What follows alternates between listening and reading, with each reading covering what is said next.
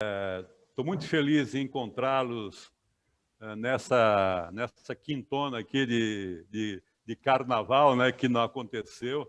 Mas, enfim, muito obrigado a quem já está logado conosco. Muito provavelmente outras pessoas deverão se logar durante esse nosso bate-papo.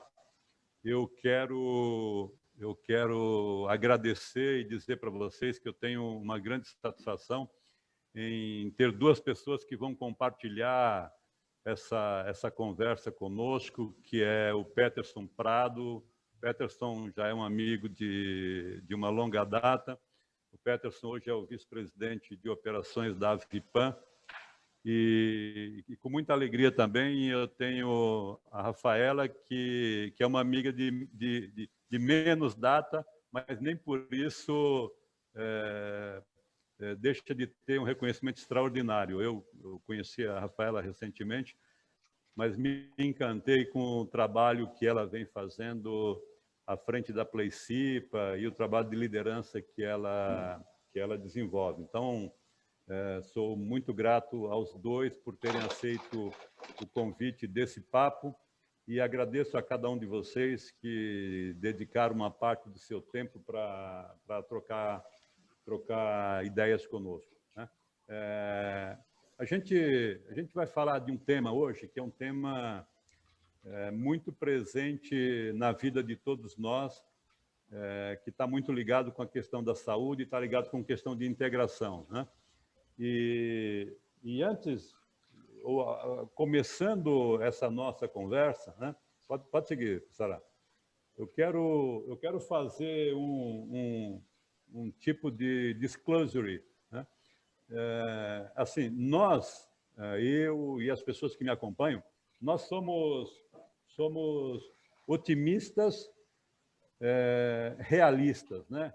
Mas a gente não tem síndrome de Poliana, então a gente não tem aquele negócio de ficar olhando só as coisas boas e as coisas positivas, né? E por conta disso, eu quero começar nosso encontro, esse nosso papo, mostrando um slide que a mim impacta demais e eu penso que tem muito a ver com a nossa realidade, né? Aqui do lado esquerdo a gente tem as últimas informações dos indicadores de competitividade internacionais, estruturados aqui no Brasil, eles são estruturados pela Fundação Dom Cabral, mas tem como fonte o Banco Mundial, né? E o que mostra isso aqui, né? Mostra a situação de fragilidade que nós nos encontramos em termos de competitividade quando a gente olha para fora, quando a gente olha para o mundo externo, né?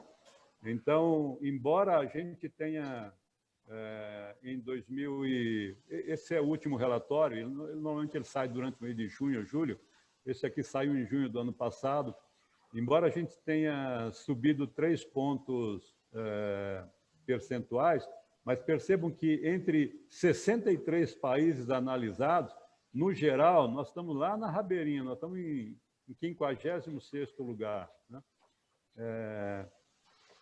Isso acho que tem muito a ver com o tema que a gente vai tratar, porque quando eu desdobro essa classificação para perspectivas diferenciadas de análise, eu percebo que tanto no desempenho econômico quanto no desempenho de eficiência governamental, a gente continua lá na rabeira. Olha que em eficiência governamental nós estamos quase em último lugar, nós estamos em antepenúltimo lugar, né? E aí tem as questões de finanças públicas, de estrutura institucional, enfim, legislação. Mas eu quero chamar a atenção à apresentação seguinte, por favor, Sara, que fala de eficiência empresarial, né? Então, embora a gente tenha na eficiência empresarial a melhor colocação, espera que acho que aconteceu algum tilt aqui. Perfeito. Então, embora na eficiência empresarial a gente tenha a melhor classificação no ranking mundial, muito provável, certamente puxado pelo aspecto de finanças e práticas gerenciais, mas quando eu olho para produtividade e eficiência, pô, a gente está assim, segurando o final da linha, né? E aí, quando eu vou para a educação, aí piorou, né? Educação e eficiência, produtividade e eficiência, em tese, nós estaríamos rebaixados para a Série B, né? Se a gente fizer uma analogia com o nosso futebol, né? E se caísse os 4 últimos, a gente, em educação, em produtividade e eficiência, a gente já estaria na Série B, né? Aí, quando eu olho esse panorama, aqui estou olhando um panorama, uma perspectiva econômica, quando eu olho o panorama da saúde, a gente também tem algumas informações que nos leva à necessidade de uma reflexão maior. Por favor, Sara. O slide seguinte, eu vou mostrar para vocês mais um. Aí, ok? Aqui do lado esquerdo, a gente tem o comportamento da receita e despesa da saúde suplementar no Brasil. Saúde suplementar no Brasil representa mais ou menos 25%, 26% de todo o gasto de saúde, né? A gente tem, com base em 2019, mais ou menos 657 bilhões de reais em gastos com saúde, dos quais 211 aproximadamente estão... Perdão, 174, 211 é a receita, 174 aproximadamente está concentrado na saúde suplementar. E aí, quando a gente olha esse gráfico, a gente percebe claramente um crescimento vertiginoso do sinistro, ou seja, dos gastos com a saúde suplementar.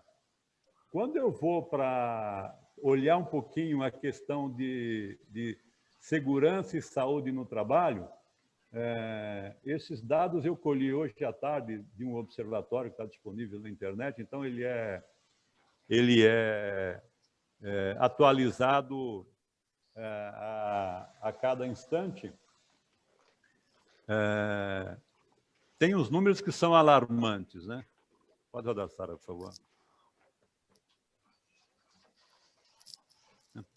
Aqui a gente tem o volume de acidente de trabalho notificado desde 2012, são quase 6 milhões, né?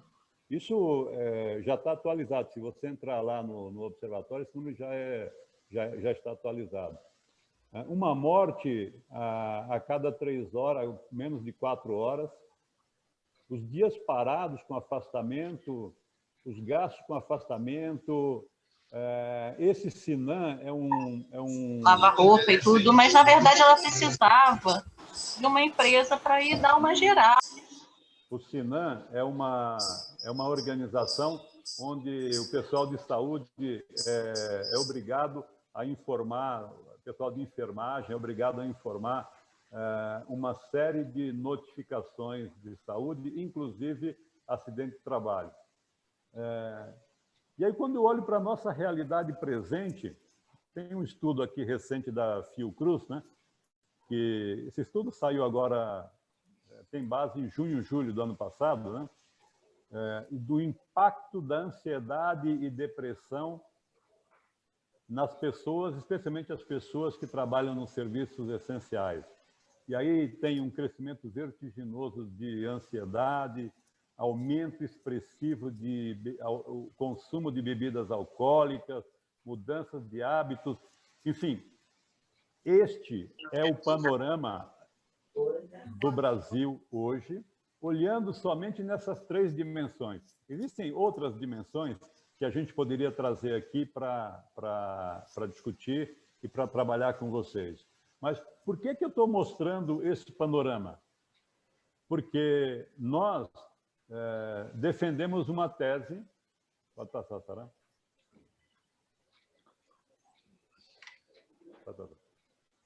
Defendemos uma tese de que competitividade, aumento de eficiência passa necessariamente por gente próspera. Não é possível a gente pensar em negócios vencedores, empresas competitivas, empresas altamente eficientes, sem gente próspera. Na nossa tese, gente próspera é gente saudável. Gente próspera é gente bem capacitada, porque gente bem capacitada impacta em aumento de eficiência. Gente próspera é gente plena em tudo que faz. E aí, quando eu olho aqui, o panorama que a gente acabou de apresentar, me leva a algumas reflexões. A primeira reflexão é que existe uma fragmentação enorme hoje nas ações. Quando a gente entra nas empresas, a gente percebe que existem em algumas delas com mais intensidade, em outras com menos intensidade, mas as ações elas estão completamente fragmentadas. Existe alguém que cuida do plano de saúde quando tem, e aí tem uma grande discussão hoje, porque os pagadores chegaram no limite da capacidade de pagar os planos de saúde.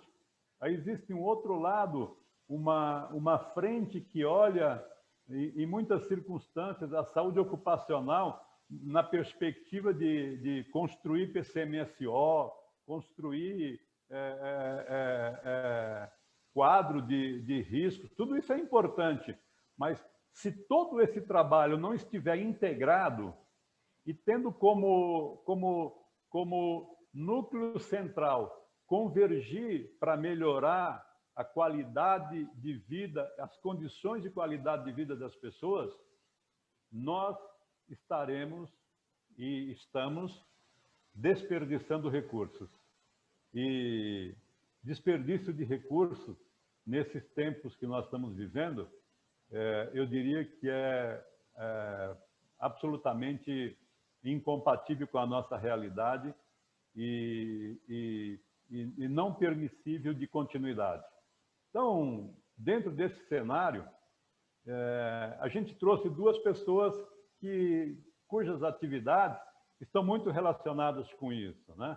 Então, o Peterson tem uma história assim, incrível e é auto-executivo de uma empresa, né? Eu estava brincando com ele, que nessa pandemia foi a nocaute. Foi a nocaute, mas teve capacidade e estratégias para se reinventar e está se reinventando. Então, eu vou passar a palavra para o meu amigo Peterson, para ele falar um pouco das experiências que ele está fazendo lá na Avipan, sobretudo com essa vertente, né, com essa perspectiva de valorizar as pessoas e de oferecer condições para que as pessoas cresçam. Peterson, a bola está com você, meu caro.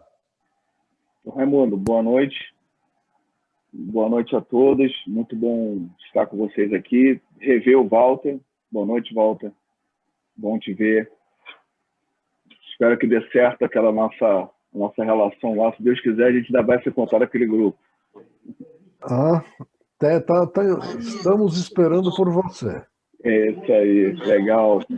Bem, Raimundo, obrigado pela introdução. Apenas para dar um pequeno resumo, né, do que é a Avipan. A Avipan é um grupo de viagens corporativas, uma holding que hoje tem 5 unidades de negócios. Hoje nós trabalhamos forte em viagens corporativas, eventos e incentivos.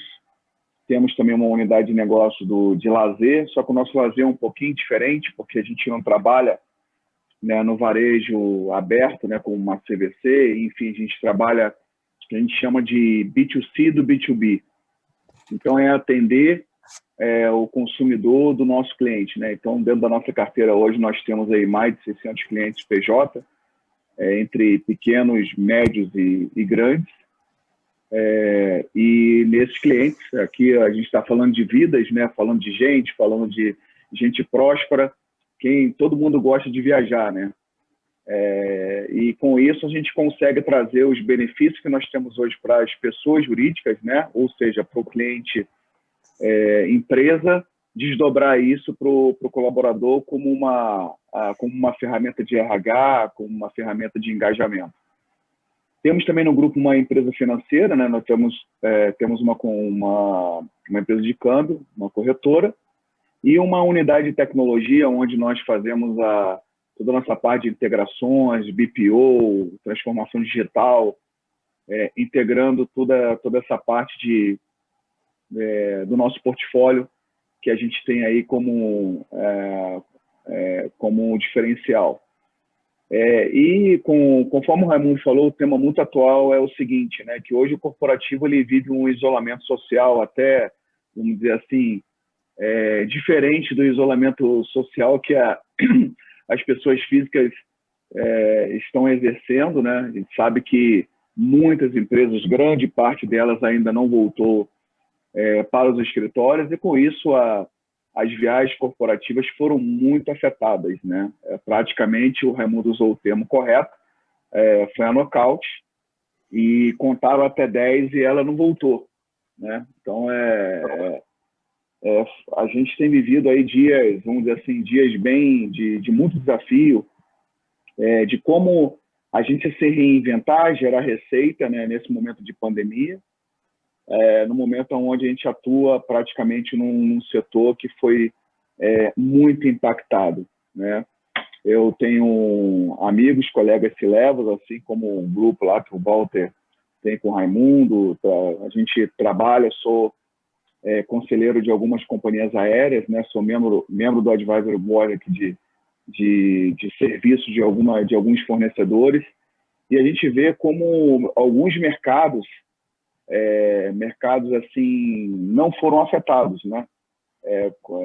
Da forma que viagens foi afetada. Para dar um número para vocês, metade dos desempregados do Brasil de 2020 é oriundo do setor de viagens, seja aí relacionado a lazer, seja relacionado a eventos, e aí também a gente está falando aqui de empregos, vamos dizer assim, empregos diretos, né? E aí também tem aquela questão dos indiretos, aquele senhorzinho que vende o picolé lá na praia, quando não tem um turista, você não tem um turista não consegue vender o picolé, o ambulante que vende alguma coisa, enfim. Então, isso se desdobra ainda para alguns dígitos aí de milhares de pessoas que foram impactadas por conta da pandemia. E, olhando um pouco para o nosso case, quando o Raimundo me chamou para trocar ideias aqui com vocês, uma das coisas que a gente priorizou foi saúde mental, né? Porque a gente estava naquele momento onde eu até particularmente tive o Covid-19, logo ali no iniciozinho da crise, quando a gente, final de abril, e ainda era uma doença ainda muito desconhecida, né? A gente sabia o nome, mas era para os médicos, as circunstâncias, enfim, tudo que poderia afetar no ser humano era tudo muito desconhecido, diferente de hoje, né? Hoje eu acho que é uma doença um pouco mais controlada, lógico, uma opinião pessoal. Então a companhia ela tomou uma decisão de, mesmo numa crise profunda como aquela que nos afetou e nos deu um prejuízo gigantesco em 2020, na esfera que vocês podem ter certeza que a nossa programação é recuperar apenas em 2022, isso se não ocorrer nenhuma, vamos dizer assim, nenhum distúrbio aí dos indicadores que a gente está olhando, né, do curso que a gente está imaginando. Mesmo assim, a gente optou por fazer um balance nessa questão da saúde mental, e aí eu volto para aquela pirâmide que o Raimundo colocou, que é a questão da gente próspera, né? Saudável, capacitada, plena no que faz, que a gente sabia que poderia agregar demais nessa retomada, de conseguir descobrir meios da empresa, mesmo com uma venda com um volume totalmente impactado, inovar, fazer, vamos dizer assim, do limão à limonada, né, como todo mundo fala, ou seja, encontrar caminhos diferentes de gerar receita, de gerar valor, para que nós pudéssemos manter o nosso negócio e chegar agora em 2021 equilibrado, já com break-even, como a gente está hoje. Ainda é muito desafiador, mas a questão da competitividade, ela está realmente atrelada de como a gente capacita o funcionário, de como a gente capacita o colaborador, suas equipes, dentro desse ecossistema que a gente atua. E a gente entende realmente que isso foi uma decisão muito acertada. Temos comparações, benchmark de empresas que optaram de fazer, vamos dizer assim, tomar decisões bem mais drásticas, que estão agora com um pouquinho mais de dificuldade na retomada, enquanto nós aí optamos por realmente ter um equilíbrio na tomada de decisão em relação a colaboradores, em relação a tudo que envolve o nosso colaborador, na questão de manter, por exemplo, benefícios, usar ao máximo todos os recursos que o governo deu, a própria MP 936, enfim, analisar realmente tudo que poderia ser feito antes da medida mais drástica, que era mexer com a questão da vida do colaborador e também na questão do número de headcount da empresa, né, de fazer qualquer tipo de demissão, enfim. Visto que uma coisa que a gente aprendeu é que talento é uma coisa hoje que está em escassez, né? E a gente precisa olhar para dentro das nossas organizações de como a gente mitiga essa perda de talentos, seja por uma crise que às vezes é obrigada a você dispensar talentos, ou seja também por organizações que têm processos obsoletos, que não conseguem reter esses talentos e, de certa forma, oferecer algo a médio e longo prazo dentro de um PDI, né, de um plano de desenvolvimento individual, que seja compatível ao plano estratégico de crescimento dessa companhia. Então, eu acho, Raimundo, só para dar uma introdução, e se você quiser retomar a palavra, dando um feedback geral do nosso negócio aqui, do que a gente fez, é mais ou menos nessa linha. Maravilha, Peterson, obrigado. A gente vai ouvir a Rafaela e aí depois a gente vai trocar ideias, porque a expectativa que nós temos com esse encontro aqui é exatamente podermos compartilhar as nossas experiências e, a partir das nossas experiências,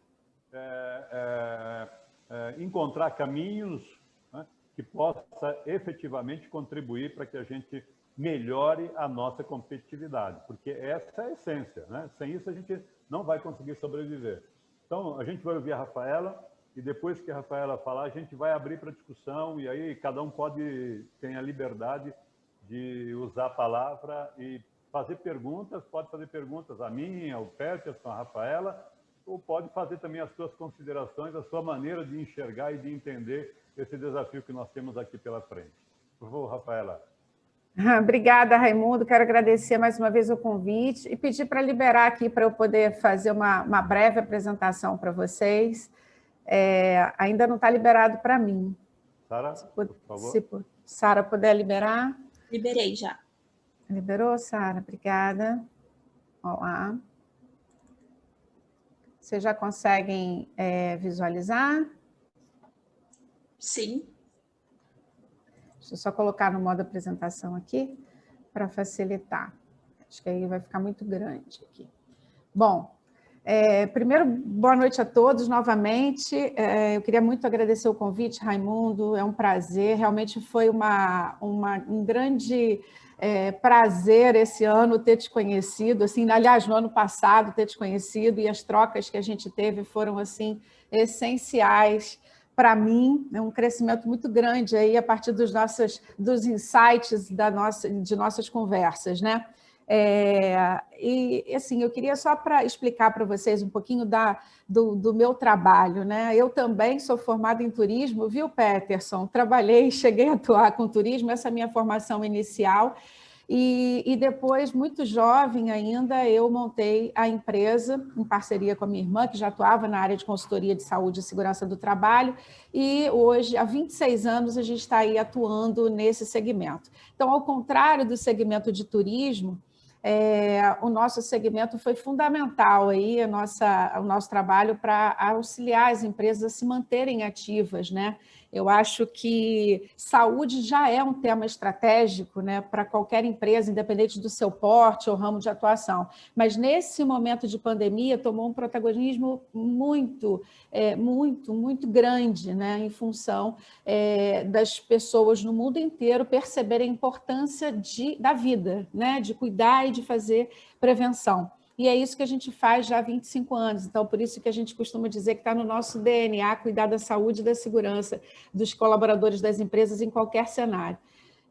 A gente tem 26 anos de mercado, mais de 1.700 empresas atendidas, mais quase 500 mil atendimentos realizados, pessoas atendidas, mais de 300 teleatendimentos só em 2020, isso foi possível, né? Porque a partir da telemedicina liberada pelo Conselho Federal de Medicina para esse momento de pandemia, isso a gente conseguiu dar o suporte para as empresas com teleorientação, cuidando da saúde mesmo dos trabalhadores que estavam em casa no momento, trabalhando home office, ou até nesse modelo híbrido, né, que essa modalidade que a gente começou a trabalhar.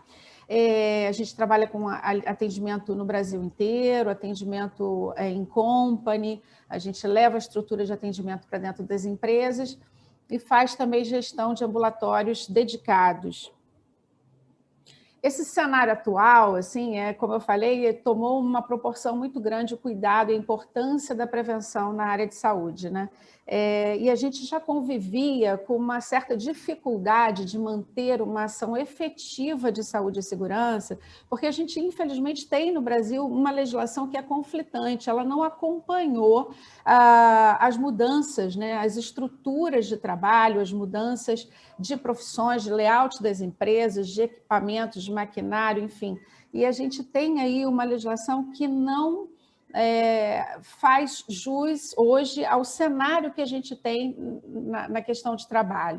E isso traz um prejuízo para as empresas e para nós que trabalhamos com consultoria, para cuidar da saúde e da segurança do trabalhador, um prejuízo à assertividade, porque a gente tem alguns conflitos até, por exemplo, de uma legislação trabalhista para a legislação previdenciária, o que acaba atrapalhando muito no resultado do nosso trabalho. A gente percebeu nesse momento de pandemia essa mudança do formato de trabalho, de modelo presencial, na maioria das empresas, para um trabalho remoto e nesse modelo híbrido também, né? Então, eu acho que essa é a principal diferença. De 2020 para 2021 vai se manter, é isso que a gente percebe, né? Porque as empresas e as pessoas elas só têm que encarar isso não mais como uma situação temporária, mas como uma situação de mudança, né, para buscar formas de aplicar a longo prazo essas novas formas de trabalho, de gestão de pessoas, de trabalho e de projetos. Bom, as tendências que a gente considera importantes aí para 2021 é a gente fazer essa mudança do foco, não focar na doença, mas focar no indivíduo. E aí, para isso, a gente precisa entender o indivíduo de uma forma integrativa, né? Como que a gente vai fazer? A gente vai atuar com esse indivíduo? A gente primeiro precisa conhecer as suas escolhas, o seu estilo de vida, os seus hábitos, para que a gente possa efetivamente criar propostas de cuidar da saúde corporativa de uma forma integral.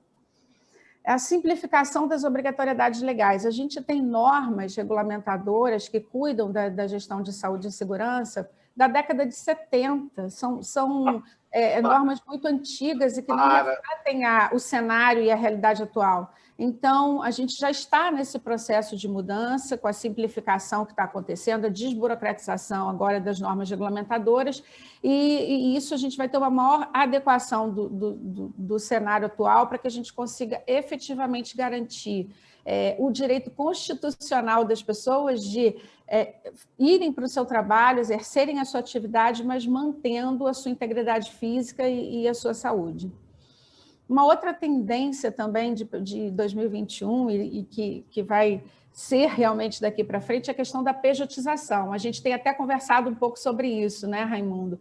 E aí, como é que a gente cuida da saúde e segurança do trabalhador, da saúde corporativa, como que a gente incentiva esse colaborador a ser saudável, a se capacitar, a ser pleno, como a gente está falando aqui, né, de ser próspero, se isso ainda não está previsto, né? Então, isso ainda é uma coisa que a legislação precisa se adequar, porque o Ministério Público do Trabalho, nesse momento de pandemia, está de olho nisso.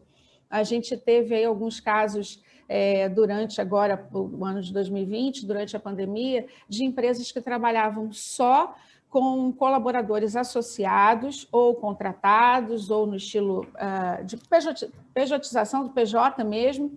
E, mesmo assim, o Ministério Público do Trabalho solicitou e fez uma fiscalização e solicitou que eles apresentassem toda a documentação relacionada aos cuidados e aos protocolos de saúde. Então, o que a gente percebe é que as empresas precisam garantir essa saúde e essa segurança no seu ambiente para o trabalhador, mesmo não tendo uma contratação CLT, como é o que está previsto nas normas regulamentadoras. Uma outra tendência é a gente ter um sistema de gestão integrado mais eficiente. E aí, quando eu falo disso, eu falo de inteligência artificial, eu falo de algoritmos, eu falo de tudo que possa, de toda ferramenta tecnológica que possa unificar essas informações para que a gente trabalhe de forma conjunta e multidisciplinar com os tomadores de decisão, com o RH e com todo o SESMIT, né, que é o Serviço Especializado de Saúde e Segurança do Trabalho nas empresas. A telemedicina ela veio para ficar, né? Apesar dela ter sido autorizada em março, em caráter excepcional e temporário em função da pandemia. Hoje ela funciona mais como uma teleorientação, como uma parte de teleconsulta e teletriagem para casos de Covid. A gente tem trabalhado dessa maneira, mas mesmo assim, ainda não foi liberado para a saúde ocupacional, mas é uma tendência, é bem provável que no futuro bem próximo a gente consiga essa liberação para tratar também dessas ações de saúde ocupacional por telemedicina. E os programas de bem-estar e saúde com foco na saúde mental. Isso que o Peterson colocou e que é um case na empresa, na Avipan, que eles têm tomado muito cuidado com isso, é o que está acontecendo também em outras grandes incorporações, outras empresas, porque a gente já via uma tendência ao maior número de afastamentos em 2020 por conta de saúde mental. Isso a OMS já previu desde 2018, né? E isso aumentou muito, esses casos aumentaram muito e durante a pandemia, por conta realmente da quarentena, por conta dessa pandemia estendida, né? Porque a gente, na verdade, no início, as pessoas imaginavam que seria por pouco tempo. Então, as que conseguiram migrar para esse novo formato de trabalho, conseguiram manter seus times ativos e tomaram decisões mais rápidas, tiveram mais sucesso.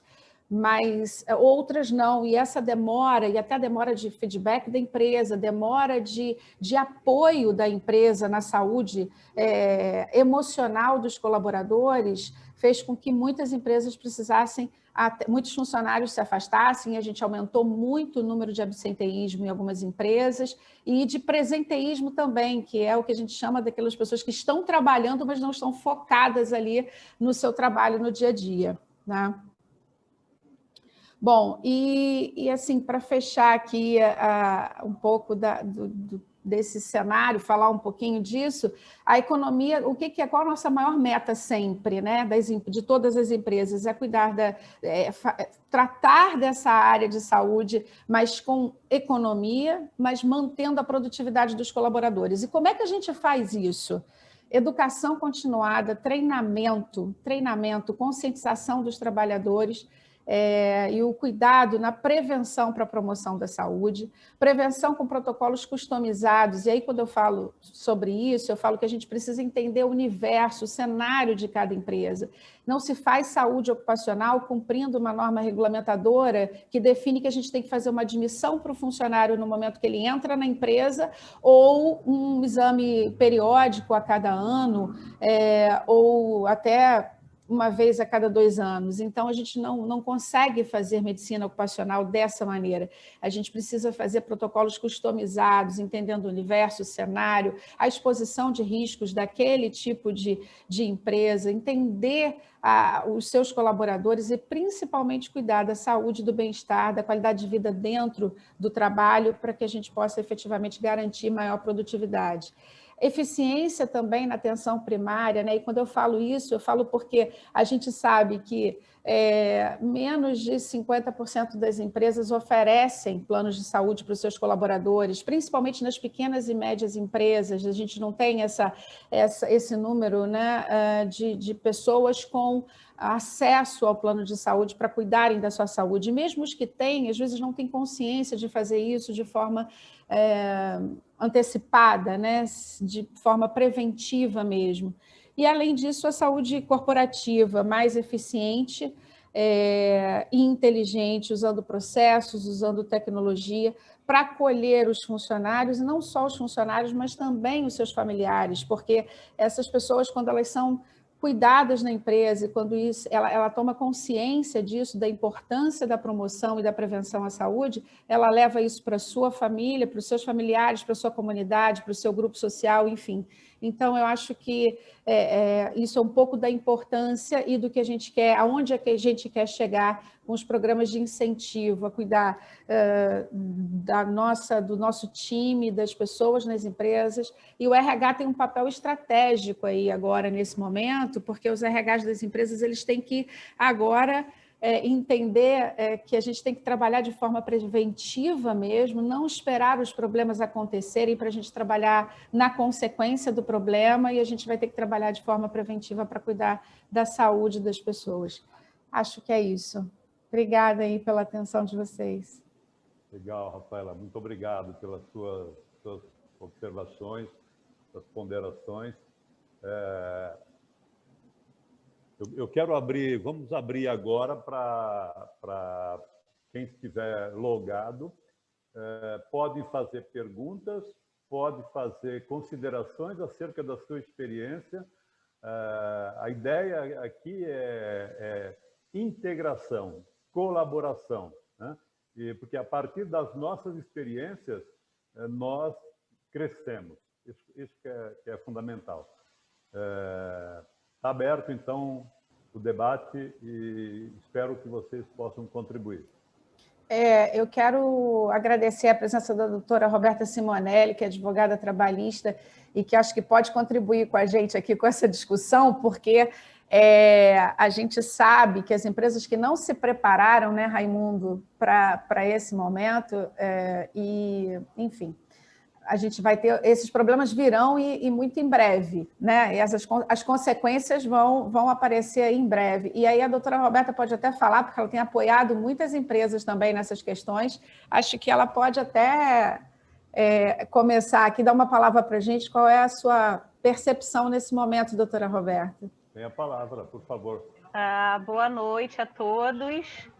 Eu não consegui entrar logo no início, entrei um pouquinho atrasada, mas achei muito interessante o tema, os debates, porque, como a Rafaela falou, as perspectivas agora, nesse ano de 2021, são realmente muito grandes, no sentido de que as empresas têm que estar preparadas para esse novo normal, esse novo mecanismo de funcionamento de um relacionamento novo que vem sendo criado durante essa pandemia entre os empresários, os colaboradores. Foi muito importante o que ela falou com relação à pejotização, porque as relações estão mudando, já vinha uma tendência da pejotização e agora com a pandemia isso vem aumentando.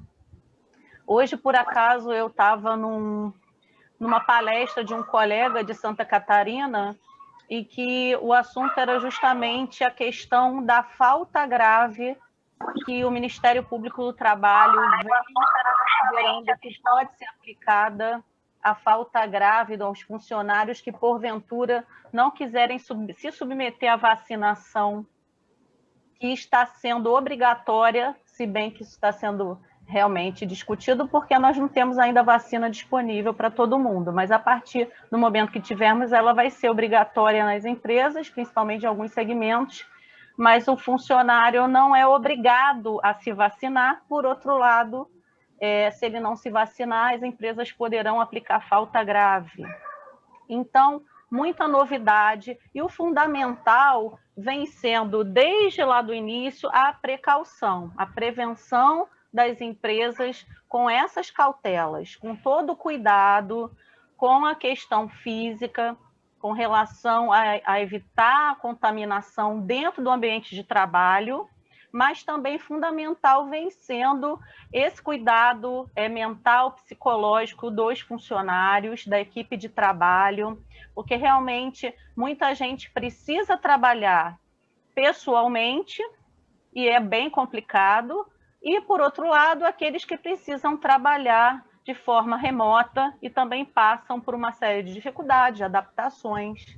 Então, esse trabalho preventivo e lado a lado com a sua equipe de trabalho é fundamental. E o apoio das empresas, como, por exemplo, da Rafaela, tem sido não fundamental, tem sido realmente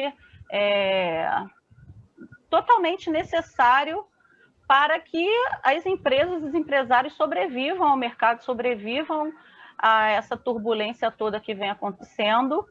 E vai ser fundamental um pouquinho mais lá na frente, mas que já vem acontecendo, um número muito grande, um aumento bem considerável nas reclamações trabalhistas, nos processos trabalhistas. O que antes tinha diminuído muito depois da reforma, com a pandemia, com essas alterações todas nas relações de trabalho, o número de reclamações trabalhistas já vem sendo consideravelmente muito grande em relação aos anos anteriores. Então, fundamental está sendo a prevenção, o cuidado, a saúde mental, física e a relação de funcionário com empresa. Enfim, é um assunto muito amplo. Obrigada pela oportunidade e pela iniciativa de vocês. Eu quero dar parabéns, viu? Foi um prazer. Muito obrigado, viu? Alguém mais?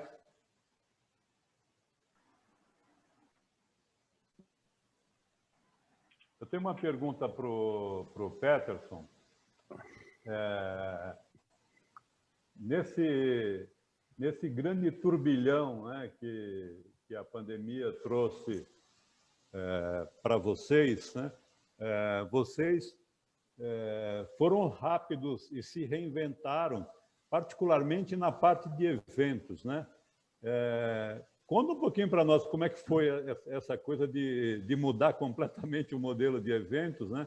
E quais são os cenários que você enxerga para os próximos tempos, pensando numa perspectiva de curto prazo, 6 meses, 1 ano, para essa questão dos eventos? Boa pergunta, Raimundo. Bem, sendo bem rápido, bem sucinto, para ter mais participação do pessoal, o nosso core aqui era viagens corporativas, que tinha mais de 80% do volume de vendas da companhia. Pra vocês terem uma ideia, em 2019 nós chegamos ao volume geral, né, de vendas de 623 milhões, entre viagens corporativas, eventos incentivos e lazer. Então, desse número, 80% era viagens corporativas. E de um dia para o outro, ali, em março, quando, sendo bem ali cirúrgico, dia 18 de março, eu acho, quando foi o Trump fechou a União Europeia para os Estados Unidos, o Brasil começou a fechar tudo também, as empresas começaram a colocar todas as pessoas em casa, e começou todo esse trabalho aí que a Rafaela e a doutora Roberta comentaram, que foi mudar totalmente a tratativa do colaborador com a empresa de uma hora para outra, né? Então, isso foi também um desafio que as empresas enfrentaram, porque, acredito eu, a doutora Roberta pode falar também, o número de ações trabalhistas aumentou absurdamente em 2020, justamente para as empresas não terem experiência em trabalhar com esse modelo.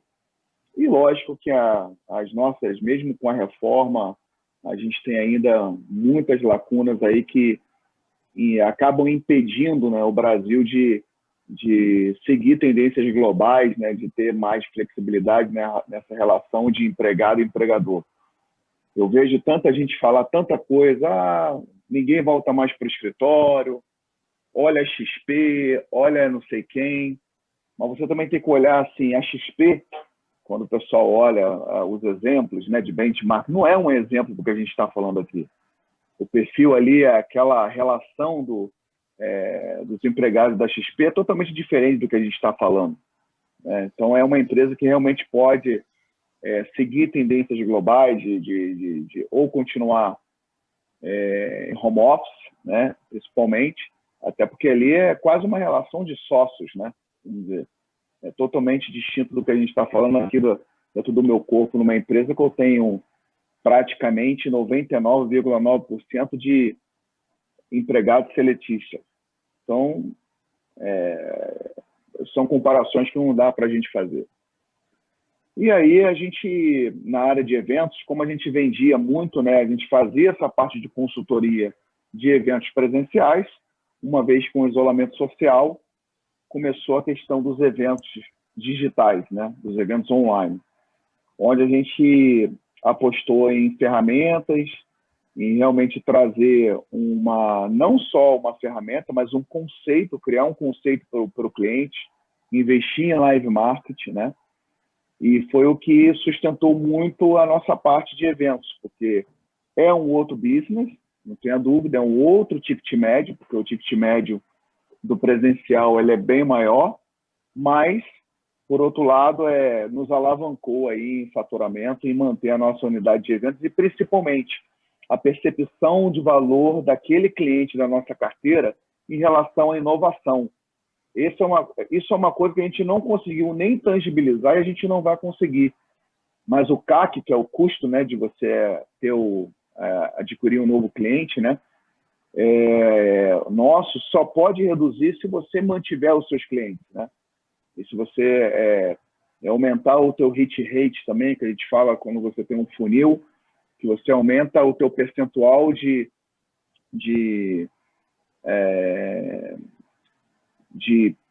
o seu funil, a gente fica com os termos em inglês, né, o Raimundo, e a gente quer tentar explicar aqui conversão. Conversão. Então, assim, que é importante para todo mundo falar a mesma língua, eu também não gosto de ficar com esses termos, isso, aquilo. Acho que a gente tem que ter aqui uma live bem... que todo mundo esteja na mesma página.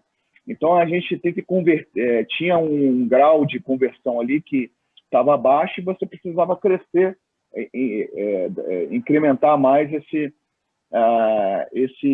indicador de conversão. Então, a gente chegou até ao nível de como nós colocamos todos os colaboradores em casa, dos nossos andares aqui na Paulista, nós transformamos em estúdios de transmissão. Então, ou seja, não há limite realmente para você fazer a coisa diferente, né? Hoje, agora, né, nesse momento, a gente já desmanchou, porque a gente já está vendo aí, entrando na questão das tendências. Agora, o cliente ele quer fazer o evento também de uma forma diferente. Ninguém aguenta mais estúdio. Essa reunião aqui, com certeza, Raimundo, a gente está aqui com 25 pessoas online, talvez, 20, 30 pessoas online. Não é porque o conteúdo é ruim ou o speaker é ruim, nada disso. Pelo contrário, aqui só tem gente boa, o conteúdo é totalmente oportuno, mas é porque hoje, a grande verdade, a gente tem feito pesquisas, as pessoas não aguentam mais as plataformas digitais. Então, essa parte da saúde mental para o colaborador também tem para o participante do evento, também tem para tudo. Então, ou seja, isso é um alento, né? Eu acho que é um sinal que as coisas realmente vão voltar. E eu até usei uma coisa, só para finalizar aqui a minha fala, num grupo que eu participo como mentor, na parte de viagens corporativas, se fala muito nessa questão da interrogação se as viagens vão voltar ou não. Fato é que muitas empresas identificaram que os seus colaboradores viajavam à toa. Isso aí pode ter certeza que tem gente que visualizou isso. O Walter aqui já deve olhar lá para trás, né? CEO de grandes empresas, olhar como as pessoas viajavam à toa, né, Walter?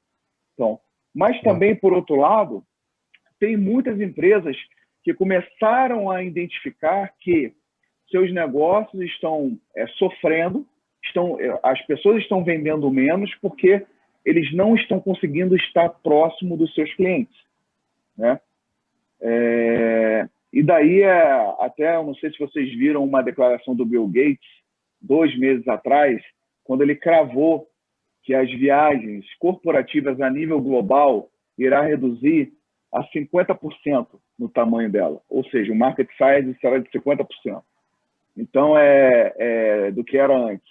Só que, assim, aí eu coloquei justamente isso. Quais são os cases das empresas que estão tendo dificuldade de fazer negócios porque não estão viajando? Que realmente o digital, ele não substituiu o famoso face-to-face. Na venda complexa, por exemplo, que é uma venda realmente que requer essa interação de estar próximo.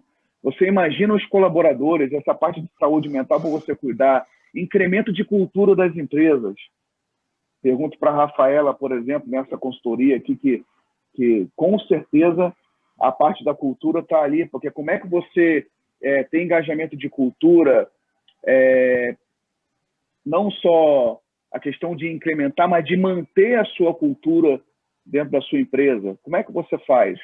Então, isso tudo, Raimundo, dentro de uma perspectiva de retomada, eu acredito que, dado a questão da vacinação, a gente vai conseguir ter números, vamos dizer assim, mais tangíveis de como vai ser o curso da retomada. De fato, a gente está vivendo o tal do W, né? O V não existiu nessa crise, porque a gente estava ali final de 2020, né? Exatamente, Walter. Pensando que as coisas iam voltar, veio a tal da segunda onda, né? Eu não vou falar de terceira onda aqui, porque isso já se fala, né? Em alguns jornais já se fala segunda onda. Eu agora aqui no meu grupo de gestores acabei de mandar aqui para eles. O Ministério Público acabou de lançar uma ação, né? Mandou hoje uma ação para teste de Covid negativo para viajar dentro do Brasil. Assim, eu falei, gente, estejam preparados para mais um storm, para mais uma tempestade, porque é assim que a gente vive aqui.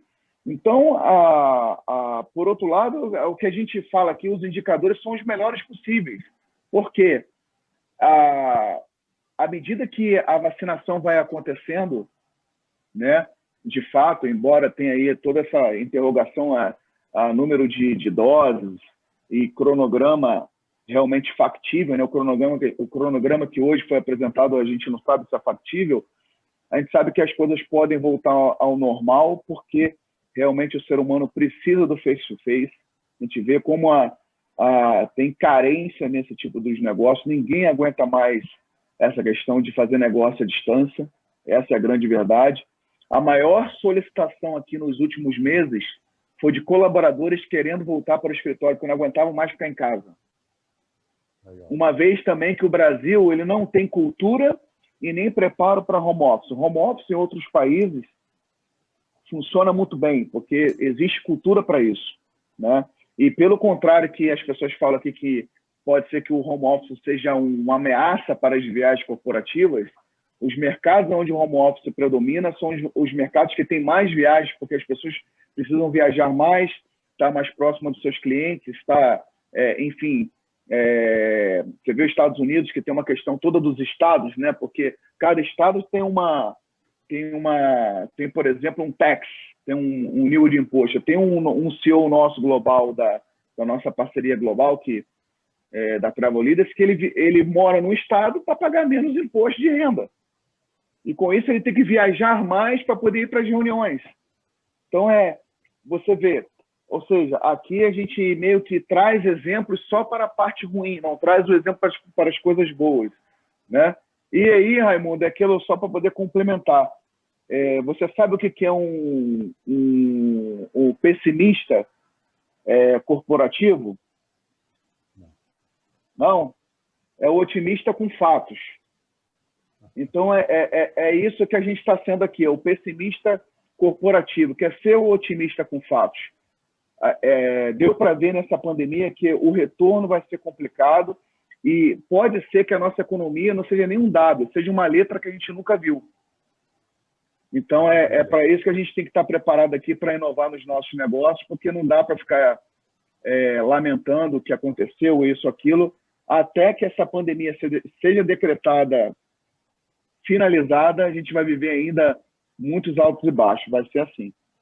Maravilha. Ô, Peterson, eu queria só Peterson. fazer uma pequena Walter. observação Walter. nessa coisa Walter. de viagens corporativas. É um fato, quando se falou, Bill Gates falou que vai reduzir 50%, eu honestamente não sei se é 50%, se é 30% ou se é 80%, mas o fato é que viagens corporativas vão sofrer uma sensível redução quando o mundo voltar à normalidade, né? Aquilo que você falou no início, viagens desnecessárias. Puxa vida, quantas viagens desnecessárias foram feitas e isso agora veio à tona nas corporações, né? Eu conversava, acho que semana passada, com um sócio de uma das 4 maiores empresas de auditoria, ele estava me falando exatamente isso, ele estava discutindo essa questão de viagem. Ele falou, puxa vida, como nós enxergamos agora a mina que nós temos para explorar de redução de gastos com viagens corporativas. Ele falou, não estou dizendo que ninguém mais viaja, ninguém mais vai visitar cliente, ele falou, mas olha, a redução vai ser brutal. Ele falou, e a gente teve essa oportunidade, esse lado bom da crise, que nós enxergamos quantas viagens foram feitas, autorizadas, absolutamente desnecessárias, né? Simplesmente porque era um hábito viajar, né? Então, isso vai acontecer, Sem dúvida. Só coloco uma coisa, só rapidamente, Walter. O único ponto que eu coloquei sobre o Bill Gates é que ele vende tecnologia. E aí tem um grande aprendizado aí que a gente tem que ter. Seja quem for, se há conflito de interesse, você tem que debater. Você entende? Isso é para ser debatido, mas o que eu estou dizendo é o seguinte, isso despertou na gestão das empresas um sinalzinho de que, puxa vida, a gente pode ter uma geração de valor muito grande reduzindo esse custo de viagem.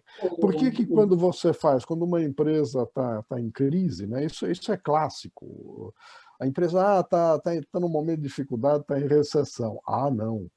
Despesas de viagem têm que ser aprovadas pelo primeiro homem da empresa. Então, ninguém viaja se o CEO não assinar aquilo lá. Isso é uma burocracia, mas isso se fazia muito, e eu vivi isso também. Quer dizer, quantas coisas caíram na minha mesa para assinar, para aprovar a viagem, que eu olhava aquilo e falei, pô, mas o cara precisa ir para lá outra vez, né? E é verdade, a gente enxerga isso.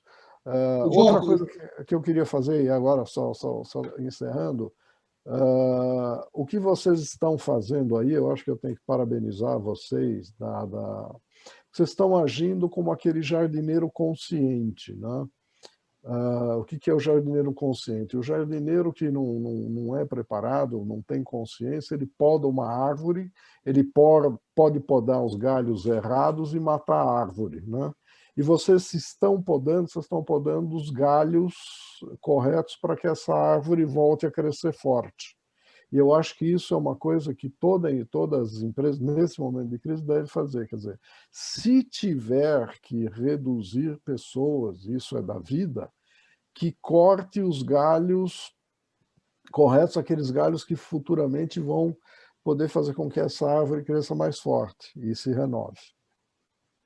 Maravilha, Walter, obrigado. Eu ia exatamente te estimular a falar, porque a gente está com uma audiência hoje altamente qualificada, eu estou muito feliz por isso, e o Walter é uma pessoa que gastou muita sola de sapato, está gastando ainda, né, Walter? Então tem uma contribuição expressiva para trazer para nós. Walter, eu queria que você falasse um pouquinho mais sobre a questão do engajamento e das pessoas, né? Porque diante de uma situação alarmante que a gente vive, né, como nós mostramos, de índices muito baixos de eficiência e produtividade, e diante de um cenário, né, de alto índice de desemprego, que, a meu ver, vai forçar necessariamente o foco em trabalho e renda, que é diferente de emprego, CLT e etc. Trabalho, gerar trabalho, proporcionar trabalho para gerar renda, né? E compartilha um pouco conosco aí dessa tua experiência de engajamento. Engajamento é uma das coisas que eu gosto de falar, eu vou falar um pouquinho, senão eu fico a noite inteira aqui, eu acho que vocês querem jantar. Mas uma pesquisa, e eu vivi isso numa empresa recém-admitido e posso garantir para vocês, isso não é exceção. Essas pesquisas, tem várias pesquisas clássicas aí de medição de engajamento, aquele negócio que o cara preenche um livro de perguntas e volta. Resultado, isso é uma média, que apenas 15% dos empregados são efetivamente engajados.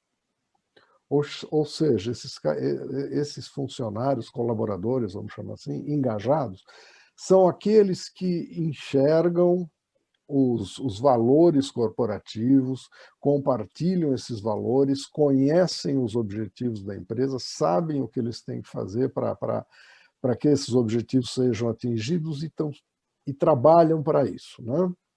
Na outra ponta, a gente tem mais ou menos 25% daqueles que são totalmente desengajados. É aquela turminha do contra, né? Aquele pessoal que vive no café falando mal da empresa, do chefe, da estratégia, de não sei o que, lá, que está sempre reclamando, né? E no meio disso aí, você tem uns 60% que são os indiferentes, né? Que são os indiferentes? Os indiferentes são aqueles caras que vão, na sexta-feira à noite, vão beber cerveja com o pessoal do contra, no sábado participam do churrasco dos engajados. Então, esses caras não querem compromisso com nada. A única coisa que eles querem é comer carne, beber cerveja, e para eles o mundo segue. É mais ou menos assim. Empresa nessa condição é caminho para o desastre, gente. Não tem o que fazer. O que eu aprendi na vida é que engajamento, em primeiro lugar, é função de liderança, né? Isso aí não se delega para o RH, não delega para supervisor, para gerente. Eu acho que se a cabeça da companhia não tiver envolvida num processo de engajamento, e aí tem várias formas de fazer isso, ou seja, participar, divulgar resultado, divulgar plano, ninguém motiva ninguém, mas realmente o pessoal sentir que existe uma liderança e que essa liderança está efetivamente empenhada em alinhar comportamentos com os valores da organização e compartilha esses valores e esses objetivos para que as pessoas caminhem juntos. Tá? Então, quando a organização confia na liderança, confia em quem está no topo da pirâmide, isso vai descendo em cascata para quem está para alta gerência, para média gerência, o pessoal, principalmente aquele pessoal que está no meio, aqueles 60%, boa parte acaba migrando para os engajados, né? Os que são do contra, experiência que eu tenho também é o seguinte: quando você vai a fundo nisso, olha, metade deles você pode tirar e trocar, né? Isso é uma forma muito legal de fazer aquela poda consciente da árvore. Alguns a gente consegue recuperar, mas esse pessoal que está sempre remando contra, dificilmente a gente recupera, né?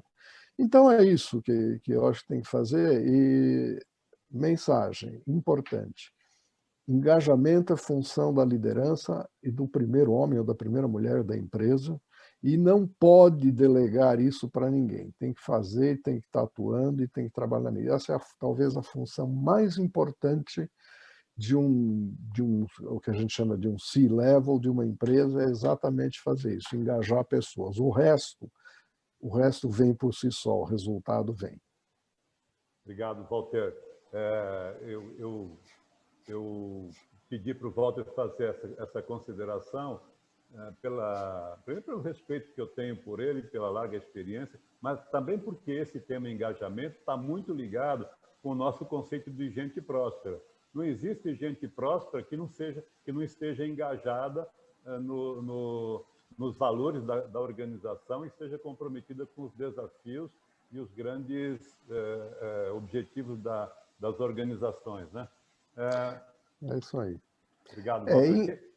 Não, eu quero dizer o seguinte, engajar não quer dizer manipular e usar as pessoas, quer dizer, engajar é realmente estar junto com elas e fazer com que elas se sintam parte daquele corpo que é a organização, né? E é um trabalho difícil, mas é um trabalho longo e podem ter certeza, os resultados, a empresa que faz isso, colhe resultados enormes, né? Enormes. Parte do engajamento também, eu acho que um ponto de partida, é resolver essa questão das necessidades básicas das pessoas. Quer dizer, você não engaja, você não consegue promover um engajamento de equipe se o pessoal tem salários desalinhados com o mercado, se não tem um cuidado com a saúde, se não são estimulados a cuidar do corpo, da mente, se a segurança do trabalho não é uma segurança adequada. Então, esse é o primeiro ponto, é resolver essas questões, né? Resolve essas questões, resolve a questão de salário alinhado com o mercado, resolve o cuidado com as pessoas que as pessoas precisam ter, né? Principalmente questão de segurança no trabalho. A gente viu outro dia, né, Raimundo, aquela história da Alcoa, né, um cara melhorou substancialmente o resultado da empresa simplesmente cuidando de acidentes de trabalho, né? Não é, eu digo simplesmente não, fazendo tudo isso, é tão importante fazer. Quer dizer, quando alguém pensa que fala, puxa vida, eles se preocupam comigo, eles se preocupam que eu chegue em casa inteiro para minha família, para os meus filhos, para minha mãe, para o meu pai, para quem quer que seja, puxa vida, isso não tem preço. Legal. Quem quiser conhecer mais isso, está no livro Poder do Hábito, tá? É muito interessante. Mais alguém? Eu. Por favor, não podia deixar de falar, né, Raimundo? Por favor.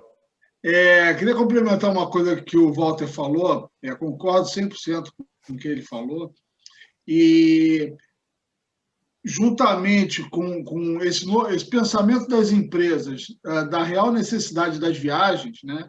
Repensar o porquê viajar para fazer negócio ou para trabalhar, tem o outro lado, que com a pandemia e com a tecnologia, algumas barreiras geográficas foram quebradas, né? Tipo, eu posso criar um novo modelo de negócio, eu posso atuar em novos mercados, obviamente dependendo do negócio, mas eu não preciso estar fisicamente no lugar para estar fazendo ou vendendo alguma coisa, né? Então, isso acho que é uma coisa que algumas empresas vão pegar essa oportunidade, né? e vão deslanchar.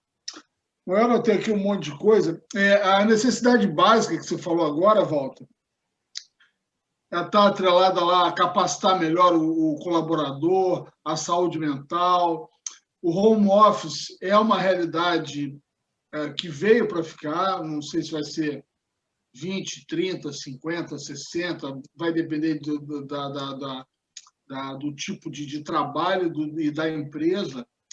E é uma coisa que as empresas vão precisar medir, né? A produtividade, medir o resultado disso no psicológico, na produtividade do colaborador. Então, o colaborador se sentir, como você falou, se sentir cuidado, né? Cuidado. Aí é o trabalho que a Rafa faz, tudo mais. Eu tenho conversado com umas pessoas sobre uma solução de educação à distância, né? Aí a educação à distância não somente a parte de educação básica, né?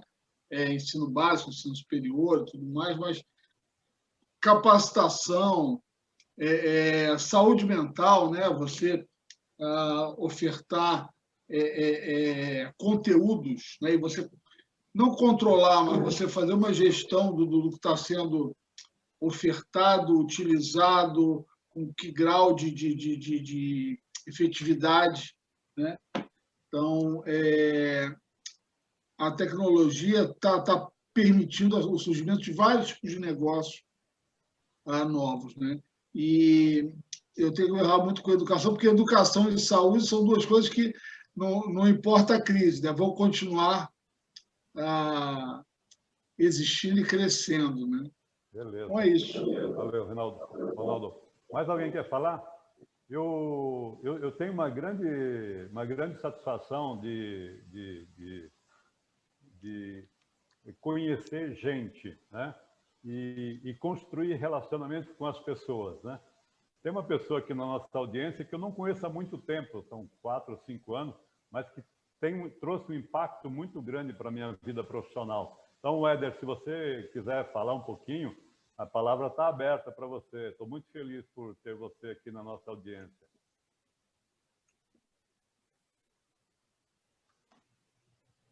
Raimundo, estou tentando abrir aqui a câmera, não estou conseguindo, mas, enfim, você sempre generoso nas suas palavras, né? Imagina, eu acho que a honra foi toda minha.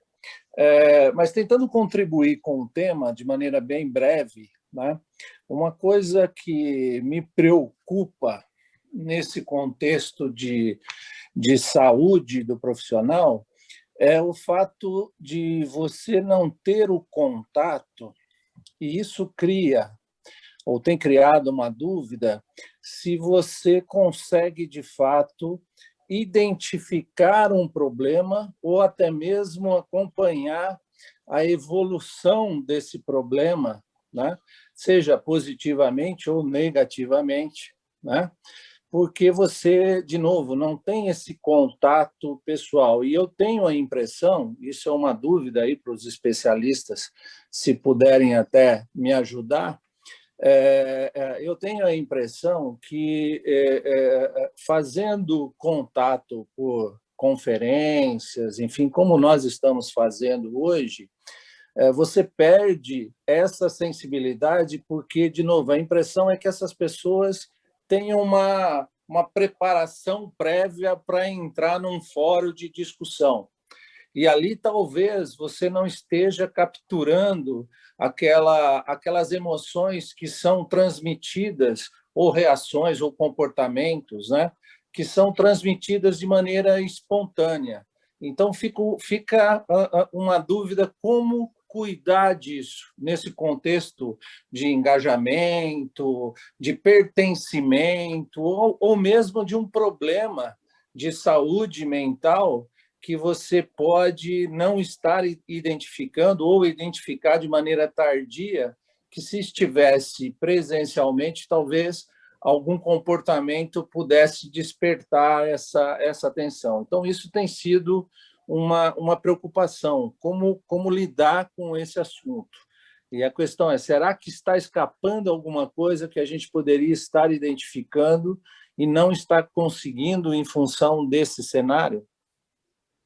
Posso até responder isso, Éder? Por favor, Rafael. Também para complementar o que o Peterson colocou, de muitas pessoas estarem nesse momento pedindo para as empresas para retornarem para o trabalho presencial, porque não estão conseguindo se adaptar, ou se adaptaram no primeiro momento, mas já não conseguem mais, já apareceu uma ansiedade, uma necessidade de ter mais interação com seus colegas, ou que estão com alguma dificuldade de colaboração, para ter essa sensação de que o trabalho está sendo realizado. Porque, por mais que a gente tenha ferramentas de gestão e de acompanhamento, de performance, de avaliação de trabalho, né, um gerenciador de tarefas e tudo mais, as pessoas precisam desse contato, elas estão sentindo falta de ter feedback, de receber feedback, de ter contato maior com seus colegas de trabalho, de ter essa integração. Então, as empresas, os funcionários estão solicitando isso, e a gente tem feito ao longo dessa pandemia toda,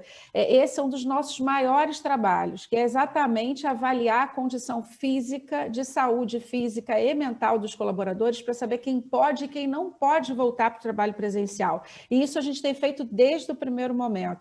Em algumas situações, a gente tem pessoas que têm comorbidades, inclusive, que já têm algum tipo de comorbidade e, por conta disso está no grupo de risco, foi um dos primeiros grupos a serem afastados do trabalho, né, e colocados no trabalho remoto, mas eles estão indo aos seus médicos acompanhantes e solicitando laudos para dizer que estão sob controle, com a doença controlada, para que possam retornar ao trabalho. Então, isso mostra, e tem também estudos feitos, tem até um estudo da agência Buffer que fala que 54% das pessoas que estão trabalhando no modelo home office querem voltar para o presencial, mais de 54% deles também desejam receber mais feedbacks dos seus líderes. Então, realmente, tem pessoas que nesse momento foram selecionadas, recrutadas, foram contratadas no modelo totalmente remoto e não conhecem nem a sede das suas empresas, né? Então, assim, realmente, nesse momento, não conhece o seu chefe, ainda não teve uma reunião presencial com o seu chefe. Então, isso é uma coisa que está fazendo falta. E aí a gente pode perceber também que quando a gente pensava lá atrás, quando a gente falava aí começou a conversa da indústria 4.0, e a gente começou a falar que as máquinas iam substituir as pessoas, a gente percebe que isso não é realidade. Elas vão apoiar as pessoas, são ferramentas tecnológicas que vão apoiar o trabalho, o futuro do trabalho, mas não vão substituir pessoas, a conexão, a relação, o interesse genuíno de você encontrar uma pessoa, um colega de trabalho para fazer um trabalho colaborativo ali, um projeto juntos, isso não vai acabar. Então, a gente está realmente percebendo que a gente precisa cuidar, principalmente agora, da saúde mental. Isso tem até uma coisa bem interessante, foi divulgado recentemente, que a Ambev criou uma diretoria de saúde mental. Vocês devem ter lido sobre isso. E eu trabalhei para a Ambev... Lá precisa, hein? E olha, vou te dizer por quê. Eu trabalhei, Peterson, para a Ambev por 10 anos. A gente era responsável pela saúde ocupacional de todos os CDDs do Rio de Janeiro. Então, o ambulatório era um ambulatório que ficava sob a responsabilidade da Playcipa. A gente cuidava de mais de 700 vendedores. E, olha, eu passei, sabe, para a gente conseguir mudar um pouco e trabalhar essa questão da cultura da prevenção. E várias vezes a gente chegava fazendo, não ambulatório, fazendo exames, e chegava um executivo de vendas e falava todo mundo para a rua para vender e sai da fila do exame médico e pronto. E era muito por aí. Mas a cultura foi mudando aos poucos, e aí a gente já saiu de lá já tem algum tempo, onde a gente fez boas amizades, profissionais e executivos que levaram a gente para outras grandes empresas também, mas muito interessante que hoje eles têm essa percepção, que é uma tendência mundial mesmo, de cuidar da saúde do trabalhador, para que a gente possa manter uma cultura forte para as empresas, próspera, mas tem que cuidar das pessoas, porque efetivamente é o maior patrimônio das empresas, né? Raimundo, posso complementar uma coisa? Deixa eu só adicionar uma coisinha, pegando esse gancho que a Rafaela falou, essa questão do home office, eu concordo com tudo que você falou. Tem uma coisinha, um pequeno detalhe que ninguém menciona, né? Que são as condições de trabalho que a grande maioria não tem para fazer home office. Quer dizer, é muito simples a empresa falar, vamos fazer home office. Puxa vida.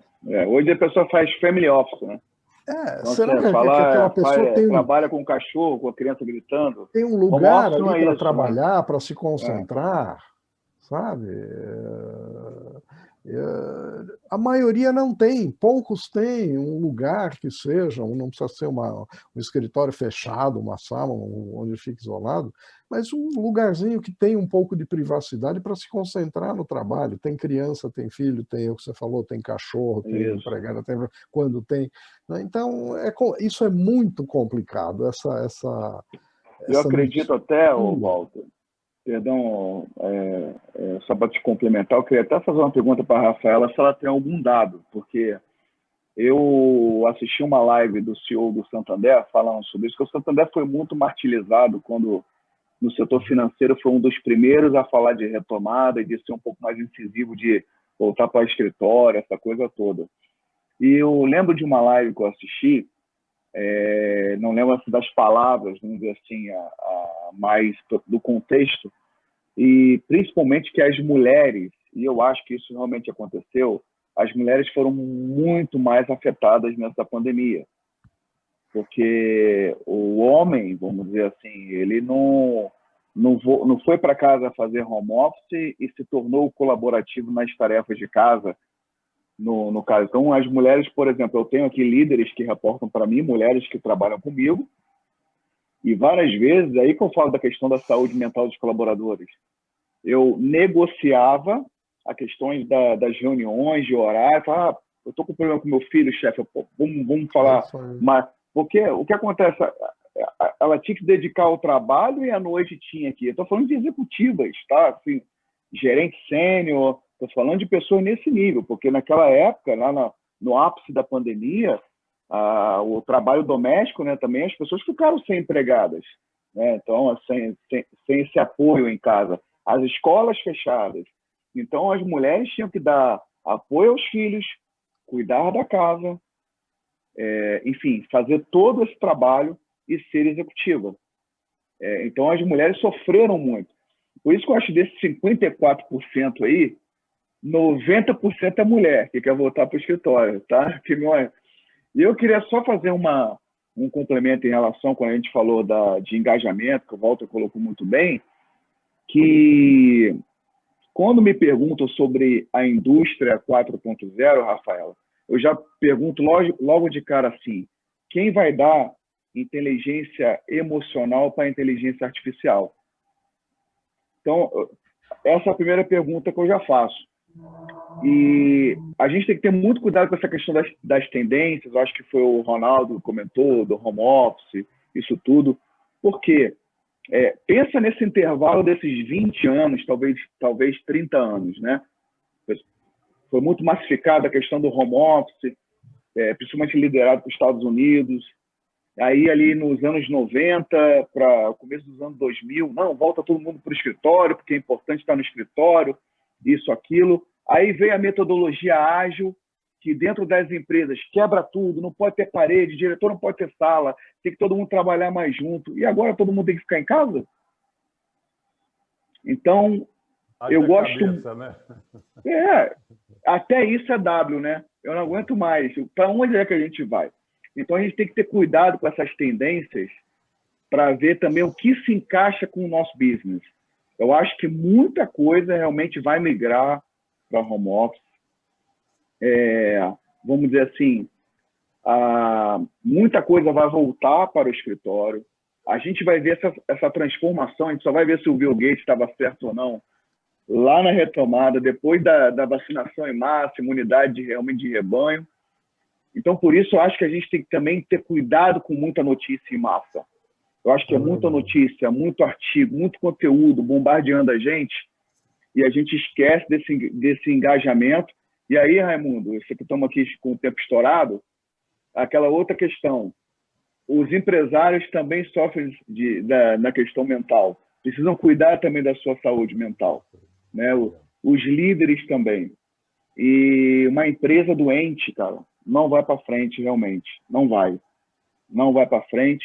E por isso que tem crescido esse trabalho de empresas como o da Rafaela, tem crescido muito por causa da importância disso. Isso não é clichê. Tem muita gente que pensa que isso é modinha. Isso não é modinha.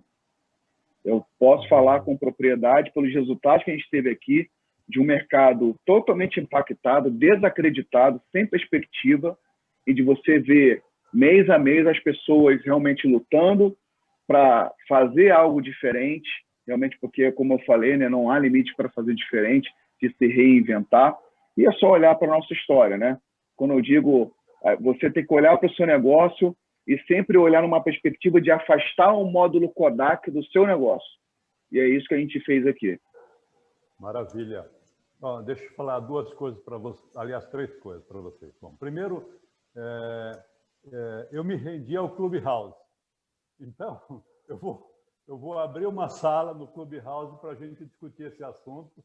E aí, quem tiver depois e tiver interesse, acho que a gente avança, porque esse é um tema assim, super relevante e não se esgota aqui. Tá? O segundo ponto é que também não adianta só a gente discutir e sugerir, né? Nós estamos disponibilizando um produto, uma solução. Eu vou pedir para a Sara, por favor, voltar na minha apresentação. Sara? Raimundo, opa. Eu posso me despedir, porque eu tenho aquele compromisso que eu te falei, só consigo ficar conectado até às 20. Queria mandar um abraço para todos, agradecer aqui pela oportunidade e me colocar à disposição de vocês, tá? Muito obrigado. Obrigado. Até logo. Um abraço. Tchau. Obrigado. Abraço, Peterson.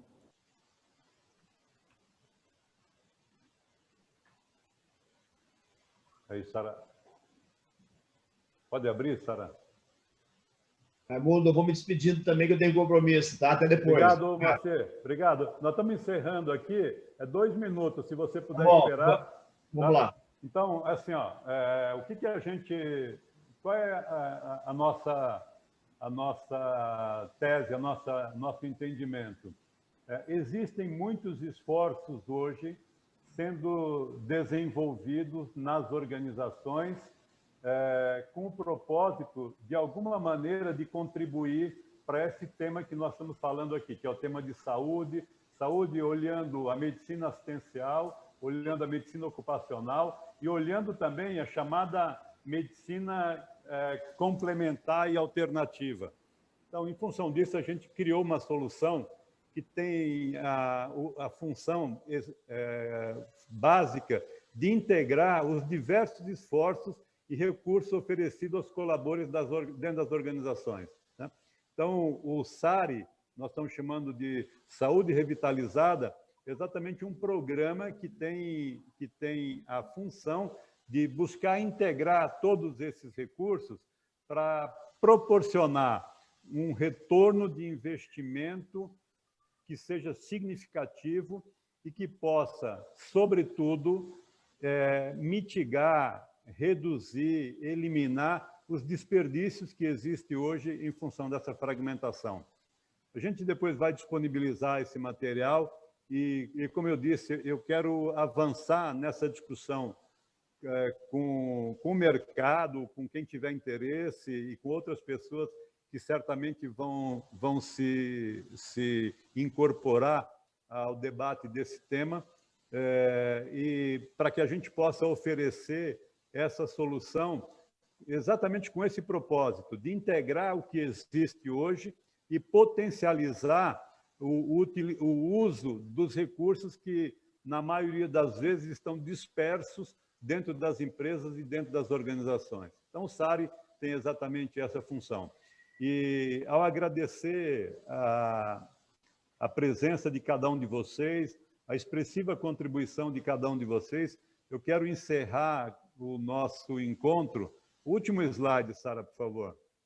Com essa figura que me impactou demais. Eu não sei quem teve oportunidade de olhar essa figura, mas uma enfermeira no Acre que andou durante 2 horas com a maca porque o oxigênio que existia na ambulância corria o risco de terminar, de concluir e levar o paciente a uma situação muito ruim e, quando não, a óbito. Felizmente, o resultado foi positivo. Ela conseguiu chegar em tempo e e com essa figura, reconhecer o trabalho extraordinário que muita gente tem feito, né? O trabalho que eu sei que a Rafaela e todo o time dela faz lá na Playcipa, o trabalho que as pessoas que estão envolvidas com as questões de saúde de todo brasileiro, de todas as pessoas no mundo todo, né? E dizer a vocês o seguinte: nós, quando queremos e quando trabalhamos de maneira estruturada, de maneira séria e de maneira comprometida, nós fazemos grande diferença. Gente, muito obrigado a cada um de vocês que permaneceu conosco até agora. E vamos em frente, porque nós somos agente de transformação. E o Brasil será melhor a partir das nossas contribuições e da nossa ação. Um forte abraço a todos e muito obrigado.